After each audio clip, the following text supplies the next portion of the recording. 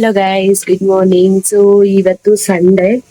ನಾವಿವತ್ತು ಎದ್ದಿರೋದು 8 o'clock ಮೇಲೆನೆ ಆಗೋಗಿದೆ. ಇಲ್ಲಿ ನೋಡಿ, ಏನ್ ಮಾಡ್ತಾ ಇದೀಯ ಪ್ರತ್ಯುತ್? ಫೋನ್ ನೋಡ್ತಾ ಇದೀನಿ. ಸೊ ಹೀಗಿದೆ ನಮ್ಮ ಕತೆ. ನನ್ನ ಹಸ್ಬೆಂಡ್ ಇನ್ನು ಮಲಗಿದ್ದಾರೆ. ಇವಾಗ ಹೋಗಿ ಕಾಫಿ ಮಾಡ್ಕೊಂಡು ಕುಡಿದ್ಬಿಟ್ಟು ಆಮೇಲೆ ಅಡಿಗೆ ಮಾಡ್ಬೇಕು. ನಮ್ಮ ಅತ್ತೆ ಅವ್ರದ್ದು ಸೌಂಡ್ ಕೇಳಿಸ್ತಿದೆ, ಅಂದ್ರೆ ಮೇ ಬಿ ಅವ್ರು ಕೆಲ್ಸಕ್ಕೆ ಹೋದಂಗಿಲ್ಲ, ಅವ್ರು ಇನ್ನು ಮನೇಲೇ ಇದಾರೆ ಅಂತ ಅನ್ಸುತ್ತೆ ಇವತ್ತು. ಸೊ ಪಾಪಾ, ಗುಡ್ ಮಾರ್ನಿಂಗ್ ಹೇಳು. Good morning. Good morning guys. Mobile ಎಷ್ಟು ಯೂಸ್ ಮಾಡೋದು ಕಂಟ್ರೋಲ್ ಮಾಡಿಸ್ಬೇಕು ಅಂತ ಅಂದ್ರೂ ಕೂಡ ಈ ಸ್ಕೂಲ್ಸ್ ಲೀವ್ ಇರೋ ಟೈಮಲ್ಲಿ ಎತ್ಕೊಬಿಡ್ತಾನೆ. ಸೊ ಬಟ್ ಆದ್ರೆ ಸ್ಕೂಲ್ ಇರೋ ಟೈಮಲ್ಲಿ ಅವ್ನಿಗೆ ಸ್ಕೂಲೇ ಸರಿ ಹೋಗುತ್ತೆ. ಸೊ ಅದಕ್ಕೆ ಅವಾಗ ಯೂಸ್ ಮಾಡಲ್ಲ.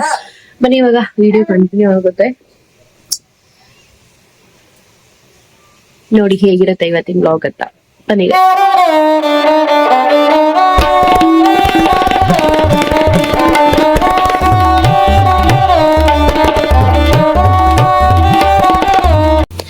ಗೈಸ್, ಇವಾಗ ಕಾಫಿ ಇಡ್ತಾ ಇದ್ದೆ. ಕಾಫಿ ಇಡೋಷ್ಟರಲ್ಲಿ ಇಲ್ಲಿ ನೋಡಿ ಬಂದಿದ್ದಾನೆ. ಬಂದ ತಕ್ಷಣ ಇವತ್ತು ಬೆಳಗ್ಗೆ ಯಾಕೋ ತಿಂಡಿ ಹುಡುಕ್ತಾ ಇದ್ದಾನೆ. ಗೈಸ್, ಏನ್ ಬೇಕು ಗೈಸ್? ಇವಾಗ ಮೂವರು ನಾವಿಬ್ರು ಕಾಫಿ, ಅವಂದು ಹಾಲು ಕುಡ್ದಿದ್ದಾಯ್ತಾ? ಹಾಲು ಕುಡ್ದಿದ್ದಾಯ್ತು ಗೈಸ್. ನಾವಿಬ್ರು ಇವಾಗ ಕಾಫಿ ಕುಡಿತಾ ಇದೀವಿ. ಇವ್ರಿಗೆ ಬೆಡ್ ಕಾಫಿ ಹೇಳ್ಕೊಂಡ್ ಬಂದಿರ್ಬೇಕು ಗೈಸ್. ಇನ್ನೊಂದ್ ಜನ್ಮ ಅಂತಿದ್ರೆ ನಾನು ಹುಡುಗಾಗೆ ಹುಟ್ಬೇಕು ಅಂತ ಅನ್ಕೊಳ್ತೀನಿ. ನೋಡಿ, ತಂದೆ ಮಗ ಇಬ್ರುನು ಹಂಗೆ ಹೊಡೆದು ಬಿಡ್ಬೇಕು.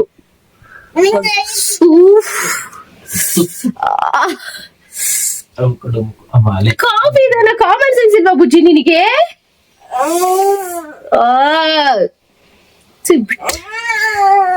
ಹಿಂಗಿರುತ್ತೆ ಗೈಸ್ ನಮ್ದು ಮಕ್ಕಳಾದ್ಮೇಲೆ ಪರಿಸ್ಥಿತಿ. ಆಮೇಲೆ ಸಿಗ್ತೀನಿ ಗೈಸ್ ಅಡ್ಗೆ ಮಾಡ್ಬೇಕಾದ್ರೆ. ಗೈಸ್, ಇವಾಗ ನಮ್ಮ ಪಾಪುಗೆ ಎಣ್ಣೆ ಇಡ್ತಾ ಇದ್ದೀನಿ. ನೆನ್ನೆ ತಲೆಗೆ ಸ್ನಾನ ಮಾಡಿಸಿದ್ವಿ, ಸೊ ಅದಕ್ಕೋಸ್ಕರ ಕೂದಲೆಲ್ಲ ಮುಂದೆ ಬಂದ್ಬಿಟ್ಟಿದೆ. ಈ ಸರಿ ಜಾತ್ರೆ ಅಷ್ಟರಲ್ಲಿ ಕ್ಲೀನಾಗಿ ಕಟಿಂಗ್ ಮಾಡಿಸ್ಬೇಕು. ಹೆಂಗಿದ್ರು ಸಮ್ಮರ್ ಲೀವ್ಸ್ ಕೂಡ ಬಂತಲ್ವಾ, ಸೊ ಅದಕ್ಕೆ ಸ್ವಲ್ಪ ಸ್ಟೈಲಿಶ್ ಆಗಿ ಮಾಡ್ಸೋಣ ಅಂತ ಅನ್ಕೊಂಡಿದ್ದೀವಿ ಈ ಸರಿ ಕಟಿಂಗ್. ಜಾತ್ರೆಗಳು ಕೂಡ ಬಂತು. ಇನ್ನೇನು ನಮ್ಮೂರು ಜಾತ್ರೆ ಹತ್ರ ಬಂತು, ದೊಮ್ಸಂದ್ರ ಜಾತ್ರೆ. ಅದಾದಮೇಲೆ ಉಸ್ಕೂರು ಬದ್ದೂರಮ್ಮ ಜಾತ್ರೆ ಕೂಡ ಹತ್ರ ಬಂತು. ಸೊ ಅಷ್ಟರಲ್ಲಿ ಕ್ಲೀನಾಗಿ ಕಟಿಂಗ್ ಮಾಡಿಸೋದು ನಮ್ಮ ಪಾಪುಗೆ. ಸ್ಟೈಲಾಗಿ ಮಾಡಿಸ್ಕೊಳ್ತೀಯ ಪಾಪ ಈ ಸಲ? ಹೆಂಗ್ ಮಾಡಿಸ್ಕೊಳ್ತೀಯ? ಸರಿ ಆಯ್ತು, ಕುತ್ಕೋ ಫಸ್ಟು.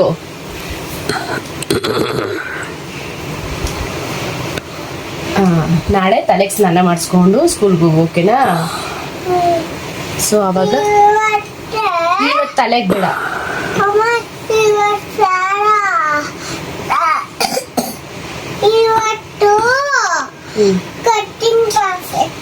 ಇವತ್ತು ಕಟಿಂಗ್ ಬೇಡಮ್ಮ. ಮಿಡ್ಲಲ್ಲಿ ಮಾಡಿಸ್ಕೋ, ಚೆನ್ನಾಗಿರುತ್ತೆ. ಮಿಡ್ಲಲ್ಲಿ ಮಾಡಿಸ್ಕೋ ಅಂದೆ.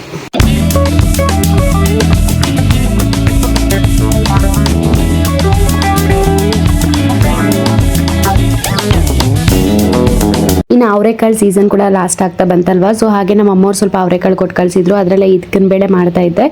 ನನ್ನ ಹಸ್ಬೆಂಡ್ ಇದಕ್ಕನ ಬೇಳೆ ಹಾಕ್ಬಿಟ್ಟು ಉಪ್ಪಿಟ್ಟು ಮಾಡು ಅಂತ ತುಂಬ ದಿನದಿಂದ ಕೇಳ್ತಾನೆ ಇದ್ರು. ಸೊ ಅದಕ್ಕೋಸ್ಕರ ಅಂತ ಹೇಳಿಬಿಟ್ಟು ಸ್ವಲ್ಪ ಇದಕ್ಕನ ಬೇಳೆನೆಲ್ಲ ಇದಕ್ಕೊಳ್ತಾ ಇದ್ದೆ. ಅಷ್ಟೊತ್ತಿಗೆ ಒಂದು ಕಡೆ ನಮ್ಮ ಅತ್ತೆಯವರು ರಾಗಿ ಹಿಟ್ಟನ್ನ ಜರಡಿ ಹಿಡಿತಾ ಇದ್ರು. ಸೊ ಯೂಶಲಿ ನಮ್ಮ ಅತ್ತೆಯವರು ಈ ಥರ ಚಿಕ್ಕ ಕೆಲಸಗಳೆಲ್ಲ ಮಾಡ್ತಾ ಇರ್ತಾರೆ. ಅವರು ಕೆಲಸಕ್ಕೆ ಹೋಗೋಷ್ಟರಲ್ಲಿ ಆಲ್ಮೋಸ್ಟ್ ಫುಲ್ ಎಲ್ಲ ಕೆಲಸಗಳು ಕಂಪ್ಲೀಟ್ ಮಾಡಿ ಕೊಟ್ಬಿಟ್ಟು ಹೋಗ್ಬಿಟ್ಟಿರ್ತಾರೆ. ಗೈಸ್, ಇವತ್ತು ಮಟನ್ ತೊಗೊಂಡು ಬಂದಿದ್ರು. ನಮ್ಮ ಅತ್ತೆಯವ್ರು ಮಟನ್ ಮಾಡ್ತಾ ಇದ್ದಾರೆ. ಏನೇನು ನಮ್ಮ ಅಕ್ಕ ಇದ್ದೀರಾ ಅದಕ್ಕೆ ರುಬ್ಕೊಳಕ್ಕೆ?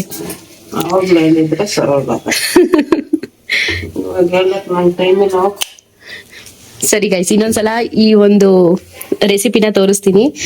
ತುಂಬಾ ದಿನ ಆಗಿತ್ತು ನಮ್ಮ ಅತ್ತೆಯವರು ಚಿಕನ್ ಆಗ್ಲಿ ಮಟನ್ ಆಗ್ಲಿ ಮಾಡಿ. ಸೊ ಅದಕ್ಕೆ ಇವತ್ತು ನಮ್ಮ ಅತ್ತೆಯವ್ರ ಕೈಯಲ್ಲೇ ಮಾಡಿಸ್ದೆ.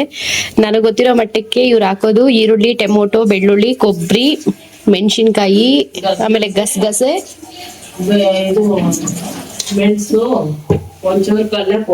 ಮೆಣಸು, ಕಡಲೆಪಪ್ಪು ಅಷ್ಟೇ. ಗರಂ ಮಸಾಲ ಅಂತೀನಿ, ಅದು ಧನಿಯಾ ಪುಡಿ.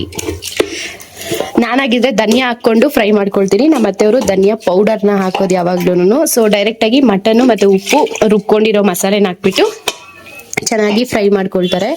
ಸಾಂಬಾರ್ ಇತ್ತು ನೆನ್ನೆದು, ಕಾಳುಳಿ ಸಾರು ಮಾಡಿದ್ದು, ಅದಕ್ಕೇನೆ ಮುದ್ದೆ ತೊಳ್ಸಿದ್ದೆ. ನಮ್ಮ ಮಾವರು ತಿನ್ಬಿಟ್ಟು ಹೋದ್ರು. ಇನ್ನ ಅನ್ನಕ್ಕೆ ಇಟ್ಟಿದ್ದೀನಿ. ಇಲ್ಲಿ ಮಟನ್ ಸಾರು ರೆಡಿ ಆಗುತ್ತೆ. ಅದು ವಿಡಿಯೋ ತಗೊಂಡು ಚಕ್ಕೆ ಲವಂಗ ಹಾಕಿ ಎಲ್ಲ ಇದು ಮಾಡ್ತೀವಲ್ಲ ಅವಾಗ ತಗೊಂಡಿದ್ವಿ. ಇದಕ್ಕೆ ಚಕ್ಕೆ ಲವಂಗ ಮತ್ತೆ 2 ಏಲಕ್ಕಿ ಅಷ್ಟು ಹಾಕಿರ್ತಾರಷ್ಟೇ.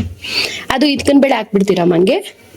ನನಗಾಗೋತೈತೆ ಲಾಸ್ಟ್ ಅಲ್ಲಿ ಹಾಕೊಂಡು ಅಷ್ಟೇ ಗೈಸ್. ಆವಾಗ್ಲೇ ಸ್ವಲ್ಪ ಇದ್ಕನ್ ಬೇಳೆ ಇಡ್ತಾ ಇದ್ನಲ್ವಾ, ಸೊ ಅದರ ಉಪ್ಪಿಟ್ಟಿಗೆ ಸ್ವಲ್ಪ ಎತ್ತಿಕ್ಬಿಟ್ಟು ಇನ್ ಸ್ವಲ್ಪ ಇದಕ್ಕೆ ಅಂತ ಹೇಳ್ಬಿಟ್ಟು ಎತ್ತಿಕ್ಕಿದೆ.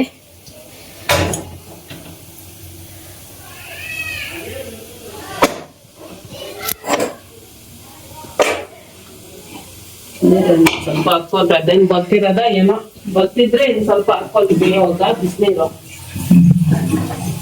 ಇಲ್ಲಾಂದ್ರೆ ನೀರ್ ಜಾಸ್ತಿ ಆಗುತ್ತೆ. ಬೇಯೋಗ ನೋಡ್ಕೊಂಡು ಹಾಕೋಬೇಕು ಬಿಸಿನೀರು, ಆಮೇಲೆ ನೀರ್ ಜಾಸ್ತಿ ಆಗೋದು ಕಷ್ಟ. ಇವತ್ತೇ ಕರಿ ಆಗ್ಲಿ, ಇನ್ನು ಮಂಗಳವಾರ ಇದಲ್ಲ.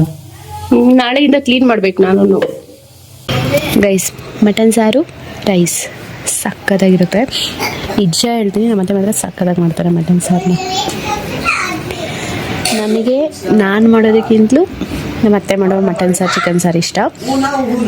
ನಮ್ಮಮ್ಮ ಮಾಡೋವಂಥ ಫಿಶ್ ಸಾರು ಇಷ್ಟ. ಸೊ ಮುದ್ದೆ ಇರಲಿಲ್ಲ, ಖಾಲಿಯಾಗಿ ಹೋಗಿತ್ತು ಇವತ್ತು, ಅದಕ್ಕೆ ರೈಸ್ ಇಟ್ಕೊಂಡಿದ್ದೀನಿ.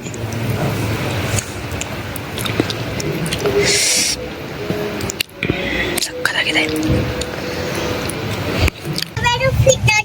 7 rupees ಅಲ್ಲ, 1 rupee.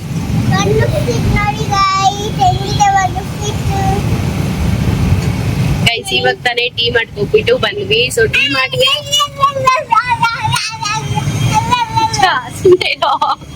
ಡಿ ಮಾರ್ಟ್ಗೆ 4000 rupees ಆಗುತ್ತೆ ಅನ್ಕೊಂಡು 4000 ಮಾತ್ರ ತಗೊಂಡೋದು, ಅಷ್ಟಲ್ಲೇ ಮಾಡ್ಕೊಂಡ್ ಬರೋಣ ಅಂತ. ಬಟ್ ಆದ್ರೆ ಅಲ್ಲಾಗಿದ್ದು 6000 ಚೇಂಜ್. ಸೊ ಅದಕ್ಕೆ ಡಿ ಮಾರ್ಟ್ ಹೋಗೋದಕ್ಕೆ ತಲೆ ಕೆಟ್ಟೋಗುತ್ತೆ. ಜ್ಯೂಸ್ ಕುಡಿಯೋಣ ಅಂತ ಹೇಳ್ಬಿಟ್ಟು ಬಂದಿದ್ದೀವಿ. ನಮ್ಮ ಬಂಗಾರಿ ಇದು ಯಾವುದೋ ಹೊಸ್ದಾಗಿತ್ತು guys, Arabic pulpy tender coconut shake ಅಂತ ಹೇಳ್ಬಿಟ್ಟು. ಸೊ ಅದಕ್ಕೆ ಅದನ್ನ ಕುಡಿತಾ ಇದ್ದಾನೆ. ಅದು ಎಳ್ನೀರು ಏನಾಗಲ್ಲ, ಕೊಬ್ಬರಿ. ಇವಂದು ಇದೊಂದು ತಲೆನೋವು. ಹೆಂಗಿದೆ ಹೋಗ್ಲಿ, ಚೆನ್ನಾಗಿಲ್ವಾ? ಬಿಡು, ನಾನು ಕುಡಿತೀನಿ. ಅದ್ರಲ್ಲಿ ನೀನು ಬೇರೆ ಕೊಡ್ತಾ ಡ್ಯಾಡಿ, ಯಾಕೋ ಇನ್ನೊಂದು ಕೊಡ್ತೀನಿ. ಇವರು ಬಟರ್ ಫ್ರೂಟ್ ಜ್ಯೂಸ್, ಅವನಿಗೆ ವಾಟರ್ ಮಿಲನ್ ಜ್ಯೂಸ್.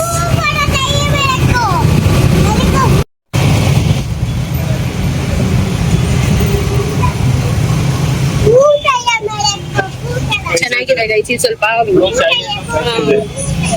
ಕೊಕೊನೆಟ್ ಇದಿರುತ್ತಲ್ವ ಒಳಗಡೆ, ತೆಂಗಿನಕಾಯಿದು, ಅದು ಸ್ವಲ್ಪ ಬಾಯಿಗೆ ಸಿಗ್ತಾ ಇದೆ. ಅದಕ್ಕೆ ಅವ್ರು ಚೆನ್ನಾಗಿಲ್ಲ ಅಂತ ಹೇಳ್ತಾರೆ ಅಷ್ಟೇ, ಬಟ್ ಚೆನ್ನಾಗಿದೆ.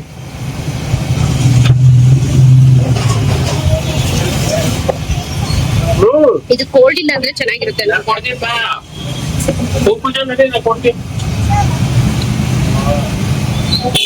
ಯಾರಾದ್ರೂ ಸೋಂಪುರ ಕಡೆ ಬರ್ತಿದ್ರೆ ಈ ಒಂದು ಜ್ಯೂಸ್ ಸೆಂಟರ್ಗೆ ವಿಸಿಟ್ ಮಾಡಿ ಜ್ಯೂಸ್ ಕುಡೀರಿ, ತುಂಬ ಚೆನ್ನಾಗಿರುತ್ತೆ ಜ್ಯೂಸ್. ಇಲ್ಲಿ ಅದು ಟೆಂಡರ್ ಪಲ್ಪಿ ಜ್ಯೂಸ್ ಸಮಥಿಂಗ್ ತೋರಿಸಿದ್ನಲ್ವಾ ಫೇಮಸ್ದು, ಅದಂತೂ ತುಂಬ ಚೆನ್ನಾಗಿತ್ತು. ಟ್ರೈ ಮಾಡಿ ಗೈಸ್, ಈ ಸಮ್ಮರ್ಗೆ ಬೆಸ್ಟ್ ಜ್ಯೂಸ್ ಅಂತ ಹೇಳ್ಬೋದು. ಅದು ಜ್ಯೂಸ್ ಎಲ್ಲ ಕುಡ್ಕೊಂಡು ಮನೆಗೆ ಬಂದ್ವಿ. ಮನೆಗೆ ಬರೋ ಅಷ್ಟರಲ್ಲಿ ಟ್ಯೂಷನ್ ಮಕ್ಕಳು ಕೂಡ ಬಂದಿದ್ರು. ಸೊ ಇವತ್ತು ಎಲ್ಲರಿಗೂ ಟ್ಯೂಷನ್ ಇರಲಿಲ್ಲ, ಬರೀ ಯಾರ್ಯಾರಿಗೆ ಎಕ್ಸಾಮ್ಸ್ ನಿಯರಲ್ಲಿ ಬರ್ತಿದೆಯಲ್ವಾ ಅವ್ರಿಗೆ ಮಾತ್ರ ಇದ್ದಿದ್ದು. ಇನ್ನು ಕೆಲವೊಬ್ಬರಿಗೆ ಸ್ವಲ್ಪ ಎಕ್ಸಾಮ್ ಲೇಟ್ ಇದ್ದಿದ್ದರಿಂದ ನೆಕ್ಸ್ಟ್ ವೀಕಿಂದ ಬರೋಕ್ಕೆ ಹೇಳಿದ್ದೀನಿ. ಸೊ ಇವ್ರಿಗೆಲ್ಲ ಎಕ್ಸಾಮ್ಸ್ ಇನ್ನು ವಿತಿನ್ ವೀಕರ್ ಇರೋದ್ರಿಂದ ಇವ್ರಿಗೆಲ್ಲರಿಗೂ ಟ್ಯೂಷನ್ ತಗೊಂಡಿದ್ದು. ಗೈಸ್, ಇವಾಗ ಟ್ಯೂಷನ್ ಎಲ್ಲ ಮುಗಿಸಿ ಫ್ರೆಶ್ ಅಪ್ ಆಗಿ ಬಂದೆ.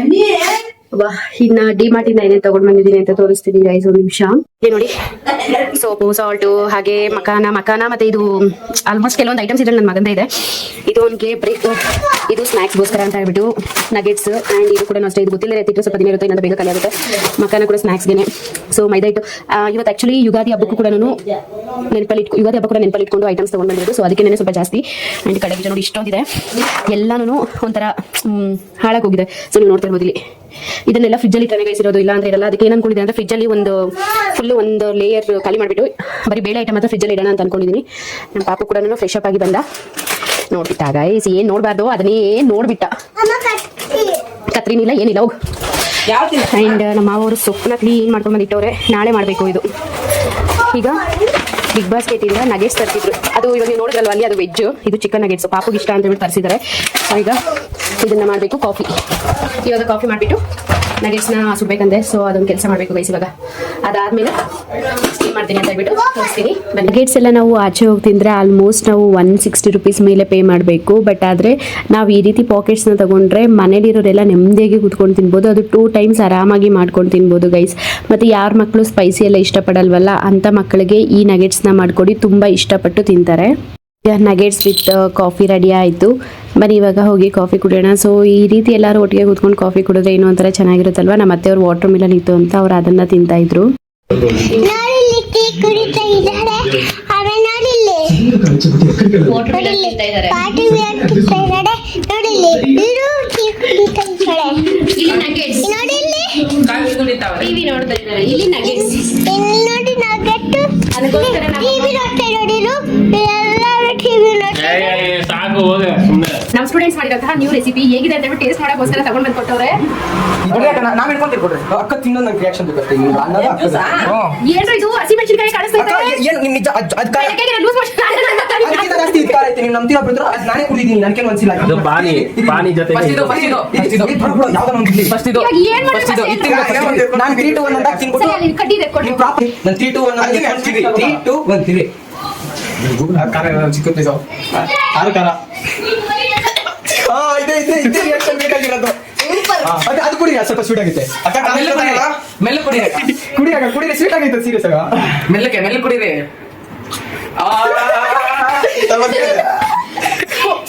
ಎಷ್ಟು ಮಸ್ತ್ ಆಗಿತ್ತು ಅದ್ ನೀವು ನಾವೆಲ್ಲ ಸೇರಿ ಖಾಲಿ ಮಾಡಿಲ್ಲ ಅಂದ್ರೆ ಸಾಯಿಸ್ಬಿಟ್ಟಿರೋ ಮನುಷ್ಯರಪ್ಪ ನೀವು. ಇವಾಗ ಅರ್ಧ ಅದೇ ನನ್ನ ಹಸ್ಬೆಂಡ್ಗೂ ಕೂಡ ಟೇಸ್ಟ್ ಮಾಡಿಸ್ತಿದ್ರು. ಬಟ್ ಅದೇ ಚೆನ್ನಾಗಿತ್ತು. ಆದರೆ ಸ್ವಲ್ಪ ಖಾರ ಇಟ್ಬಿಟ್ಟಿದ್ರು ಅಷ್ಟೇ. ಖಾರದ ಪುಡಿ ಕಡಿಮೆ ಹಾಕಿದ್ರೆ ಅಂತೂ ಸಿಕ್ಕಾಪಟ್ಟೆ ಸಕ್ಕತ್ತಾಗಿರುತ್ತೆ ಈ ಒಂದು ರೆಸಿಪಿ ಇವ್ರು ಮಾಡಿದ್ದು. ಈಗ ನನ್ನ ಹಸ್ಬೆಂಡ್ಗೆ ತುಂಬ ಏರ್ ಫಾಲ್ ಆಗ್ತಿತ್ತು. ಹೆಲ್ಮೆಟ್ ಹಾಕ್ತಾ ಇರ್ತಾರೆ ಜಾಸ್ತಿ ಈ ನಡುವೆ, ಅದಕ್ಕೋಸ್ಕರ. ಸೊ ಅದಕ್ಕಂತ ಹೇಳ್ಬಿಟ್ಟು ನಾನು ಹಾಲ್ಪ್ಸ್ ಗುಡ್ನೆಸ್ ಅವ್ರದ್ದು ರೋಸ್ಮೆರಿ ವಾಟರ್ನ ತರಿಸ್ಕೊಂಡಿದ್ದೆ. ಸೊ ಅದನ್ನು ಸ್ಪ್ರೇ ಮಾಡಿಸ್ಕೊಳ್ತಾ ಇರ್ತಾರೆ ಅವ್ರು ಆವಾಗ. ಬಟ್ ಅವ್ರು ಆಯಿಲ್ ಇಡೋದಿಲ್ಲ. ಆಯಿಲ್ ಇಟ್ಟರೆ ಇನ್ನೂ ಚೆನ್ನಾಗಿ ಹೇರ್ ಲಾಸ್ ಆಗೋದು ಕಂಟ್ರೋಲ್ ಆಗುತ್ತೆ. ಬಟ್ ಅವ್ರಿಗೆ ಎಷ್ಟು ಹೇಳಿದ್ರು ಅವ್ರು ಕೇಳಲ್ಲ. ಸರಿ ಅಂತ ಹೇಳ್ಬಿಟ್ಟು ಇದನ್ನೇ ಸ್ಪ್ರೇ ಮಾಡ್ತಾ ಇದ್ದೆ. ಸ್ಪ್ರೇ ಮಾಡಿ ಸ್ವಲ್ಪ ಮಸಾಜ್ ಮಾಡಿದ್ರೆ ಅಷ್ಟೇ. ಸೊ ಅವರು ಹೇಳ್ತಾ ಇದ್ರು ಅವ್ರು ಇವಾಗ ರೆಗ್ಯುಲರ್ ಆಗಿ ಅದನ್ನ ಅಭ್ಯಾಸ ಮಾಡ್ಕೊಳ್ತಾ ಇದ್ದಾರೆ. ಹಾಲ್ಪ್ಸ್ ಗುಡ್ನೆಸ್ ಅವ್ರದ್ದು ರೋಸ್ಮೆರಿ ವಾಟರ್ನ ಸ್ಪ್ರೇ ಮಾಡ್ಕೊಳ್ಳೋದು. ಇದೊಂದು ಏರ್ ಫಾಲ್ ಯಾರಿಗಾದ್ರೂ ಆಗ್ತಿದ್ರೆ ಒಂದು ಗುಡ್ ಐಡಿಯಾ ಗೈಸ್. ನೀವು ಯಾರಾದರೂ ಫಾಲೋ ಮಾಡ್ಬೋದು. ಬಾಯ್ಸ್ ಆರ್ ಗರ್ಲ್ಸ್ ಇಬ್ಬರಿಗೂ ಇದು ಯೂಸ್ ಆಗುತ್ತೆ. ಸೊ ಇವತ್ತಿನ ಒಂದು ಈ ವ್ಲಾಗ್ ಇಷ್ಟೇ. ಸೊ ಹೋಪ್ ನಿಮ್ಮೆಲ್ಲರಿಗೂ ಇಷ್ಟ ಆಯಿತು ಅನ್ಕೊಂಡಿದ್ದೀನಿ ಗೈಸ್. ಇಷ್ಟ ಆಗಿದೆ ಒಂದು ಲೈಕ್ ಮಾಡಿ, ಶೇರ್ ಮಾಡಿ, ಕಮೆಂಟ್ ಮಾಡಿ ಗೈಸ್ ಏನು ಅನ್ನಿಸ್ತು ಅಂತ. Bye take care.